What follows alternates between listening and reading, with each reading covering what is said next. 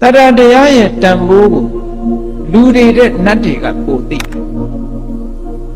အပြင်လို့လူတွေတဲ့နတ်တွေကပိုသိတော့ဆိုတော့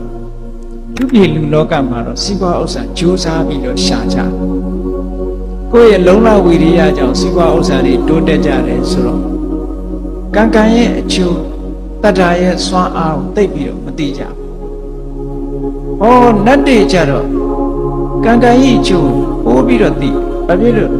သူတို့ကလောက်ကင်စားရတဲ့ဘဝမဟုတ်ဘူးကံပေးသမျှနဲ့ကျင့်တတ်ကြတဲ့ဘဝဆိုအရာရာဟာကံပေါ်မှာမူတည်နေတယ်ကံမရှိလို့ရှိရင်ဘာမှမရဘူးသူတို့စီမှာဘလောက်လှုပ်ချင်လို့မှမရဘူးเนาะလူပြေမှာတော့ရောင်းဝယ်လုပ်လို့ရတာမဟုတ်ဘူးရွှေဆိုင်တို့ကတော့ဖွင့်လို့ရတာမဟုတ်ဘူးနတ်ပြေမှာအဲ့တော့သူကံပေးတာလေးတယ်ပဲသူကနတ်ပြေမှာဒီလိုအေးနတ်ပြေကနတ်တွေကဘယ်လိုကြောင့်သိတယ်လို့ပြောရတော့ဆိုနတ်တွေဟာလူနဲ့မတူဖြစ်ပေါ်လာတဲ့ဘဝတစ်ခုသူတို့ရဲ့နတ်တတန်းတစ်လျှောက်လုံးမှာဝတ်ထားတဲ့အဝတ်လည်းဘယ်တော့မှဖော်ရတယ်မရှိပန်ထားတဲ့ပန်းလေးတွေကလည်းဘယ်တော့မှနွမ်းသွားတယ်မရှိနတ်တွေအိုးပူလို့အဲ့လိုချွေးထွက်တာဆိုတာလည်းမရှိနတ်ခန္ဓာအများရန်တန့်စင်တန့်ပြန့်နေတာပဲဒါနတ်ပြည်မှာပေါင်တာတို့ကလည်းလိုပဲမထင်ဘူးရေငွေးတို့ကလည်းလိုပဲမထင်ဘူးเนาะတဘာဝကိုကတန့်ပြန့်နေတာသို့သောနတ်တယောက်ဟာကံကုံတော့မယ်ဆိုရင်ဘာဖြစ်လာဝတ်ထားတဲ့အဝတ်တွေနွမ်းလာတယ်ပန်ထားတဲ့ပန်းလေးကလည်းညှိုးလာခန္ဓာကိုယ်ကလည်းခါတိုင်းလို့စိုးစိုးပြွေ့ပြွေ့မဖြစ်ဘူးနည်းနည်းမွဲချောက်ချောက်ကလေးဖြစ်လာ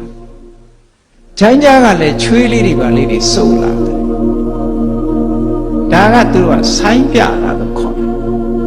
ဆိုင်းပြလာလို့ရှိရင်တော့အဲ့တော့ medical check up သွားလုပ်မနေနဲ့တော့မရတော့ဘူးเนาะအဲ့ဒီနတ်ဟာဘာလို့ရတော့ဆိုမိတ်ဆွေတကယ်ချင်းတွေကအဲ့ဒီလိုအခြေအနေတွေပေါ်လာတဲ့နတ်ကိုနန္ဒုံဥယျာဉ်ကြီးတဲ့ဆွဲခေါ်သွားပြီးတော့စကားသုံးခုနဲ့မှာကြတယ်အေးမင်းဘာမှမစိုးရိမ်နဲ့ဒီဘဝကတည်သွားလို့ရှိရင်အကောင်းဆုံးပုံကိုရောက်အောင်သွားအကောင်းဆုံးပုံကိုရောက်အောင်သွားတဲ့အကောင်းဆုံးပုံရောက်တဲ့အခါကျတော့အကောင်းဆုံးလက်လက်ပါကိုရောက်အောင်ယူအဲ့ဒီရထားတဲ့လက်လက်ပါကိုခိုင်မာအောင်ကြိုးစားဒီစကားသုံးခုကိုသူတို့ပြောလိုက်တယ်အဲ့ဒီစကားသုံးခုရဲ့အဓိပ္ပာယ်ကဘာတော့လို့ဆို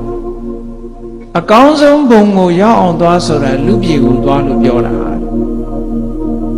အကောင်းဆုံးလက်လက်ပါကိုရောက်အောင်ယူဆိုတာတတ္ထာတရားကိုပြောတာအဲ့ဒီရထားတဲ့တရားတရားကိုခိုင်မာအောင်လုပ်တာကိုအဲ့ဒါရထားတာကိုခိုင်မာအောင်လုပ်ပါလို့ဒီလိုပြောတာဟောဒီနတ်တွေကနတ်သားတယောက်နတ်သမီးတယောက်စုတည်တော့မယ်ဆိုရင်ဥယျာဉ်နဲ့ခေါ်ပြီးတော့အဲ့ဒီသုံးခွန်းသောစကားကိုမှားကြားလိုက်တယ်လို့ဆိုအဲ့တော့တရားစွမ်းအားရဲ့တန်ဖိုးကိုသူတို့ကသိလူပြည်ရဲ့တန်ဖိုးကိုသိခုခေတ်တော့လူတွေကတော့ဘာလုပ်ကြတော့ဆိုတော့နိုင်ငံခြားထွက်ပြီးတော့အလုပ်လုပ်ကြတာပေါ့ဗျာအဲ့နိုင်ငံခြားကိုဒုက္ခတိလို့ထင်နေကြတာနော်နိုင်ငံခြားကရတာလေးတွေယူလာဒီလိုနဲ့ခုခေတ်ကတော့တစ်မျိုးပေါ့အဲ့တော့နတ်တွေကတော့မဟုတ်ဘူးလူပြည်ကိုသိတံမိုးထားတယ်ဘာဖြစ်လို့လဲလူပြည်မှာဘုရားရှိတယ်တရားရှိတယ်ကုသိုလ်ကောင်းမှုတွေလုပ်တယ်ဘုရားတရားတန်ခါယရဏသုံးပါးရှိတဲ့အတွက်ကြောင့်လူပြည်မှာကုသိုလ်ဥစ္စာတွေမြောက်များစွာရဖို့ရလူပြည်မှာရှိတာတဲ့နတ်ပြည်မှာအခွင့်အလမ်းသိမ့်မသာဘူးဒီလားဆောက်တည်ဖို့လည်းသိမ့်မလွယ်ဘူးဆွန်ကတ်ခြင်းဆွန်ကြွေးခြင်းကြောင်းဆောက်ခြင်းလို့လည်းမရဘူးနတ်ပြည်မှာဟုတ်ကဲ့လားလူပြည်မှာကကုသိုလ်ကောင်းမှုတွေကအကုန်လုံးနိုင်တယ်ဒါကြောင့်မို့လူပြည်ကိုသူတို့ကဒုက္ခတိဘုံလို့သတ်မှတ်တယ်လူပြည်မှာကုသိုလ်ကောင်းမှုများများလှုပ်လာတဲ့ပုဂ္ဂိုလ်တယောက်ဒီနတ်ပြည်ရောက်တဲ့အခါကျတော့ဒီပြည်နတ်သားတွေနတ်သမီးတွေနဲ့ပို့ပြီးတော့ထူးခြားပြီးစိစိမ်ဥစ္စာကတောက်ပြောင်မှုရှိတယ်ဒါကြောင့်မို့လို့လူပြည်ကိုသွားခြင်းသွားရင်ဘယ်မှမသွားနဲ့လူပြည်သွားလူပြည်မှာတရားတရားရှိပြီဆိုလို့ရှိရင်ဒုတရားစွမ်းအားကိုအသုံးပြုပြီးတော့ကုသိုလ်တွေများများလုပ်ပြီးတဲ့အခါကျတော့ဒုနတ်ပြည်ကိုပြန်လာခဲ့လို့ဒီလိုပြောတာနော်